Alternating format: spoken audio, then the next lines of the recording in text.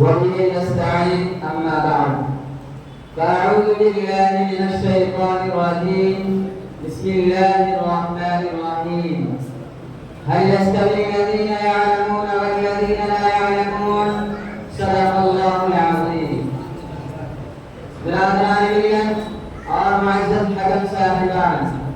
تعلیم رجال کی طرح تعلیم نسواں کو بھی شریعت اسلامیہ کے اندر غیر معمولی اہمیت حاصل ہے، اس لیے کہ جہاں جو شریعت نے تعلیم کا مطالبہ کیا ہے تو ایسا اسلوب اور عمومی بیان اختیار کیا ہے جو دونوں صنفوں کو شامل ہے۔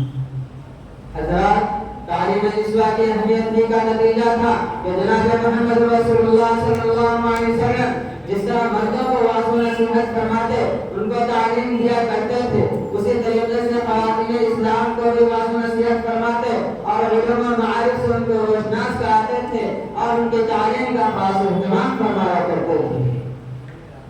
چنانچہ جب ہم پہلی صدی کی تاریخ الٹ کر دیکھتے ہیں، صحابیات کی زندگیوں کا مطالعہ کرتے ہیں تو احادیث و تواریخ ہمیں بتاتی ہیں کہ اگر تم کو عالمہ فاضلہ کی تلاش ہے تو حضرت عائشہ صدیقہ کی حیات پاک کا مطالعہ کرو، اگر تم کو کسی مفتی کی تلاش ہے تو حضرت حفصہ ام سلمہ حضرت فاطمہ الزہرا کی سوانح کا مطالعہ کرو، اگر تم کو کسی حافظ و قاری کی تلاش ہے تو ملکہ ہارون رشید کی کنیزوں سے عبرت حاصل کرو، اگر تم کو کسی مقررہ اور وائزہ کی تلاش ہے تو ام حسن ام احمد کا حال پوچھو، اگر تم کو کسی صوفیہ کی تلاش ہے تو راجہ نصریہ کو دیکھو، اگر تم کو کسی محدث اور مفسر کی تلاش ہے تو ابن عساکر کے استادوں کی زندگیوں کا مطالعہ کرو، اگر تم کو کسی معلم اور ڈاکٹر کی تلاش ہے، کسی ادیبہ اور شاعرہ کی تلاش ہے، کسی حسابدان اور دیگر علماء سیرہ میں ماہر خواتین کی تلاش ہے تو سیدہ عائشہ کی مثال تمہارے سامنے ہے۔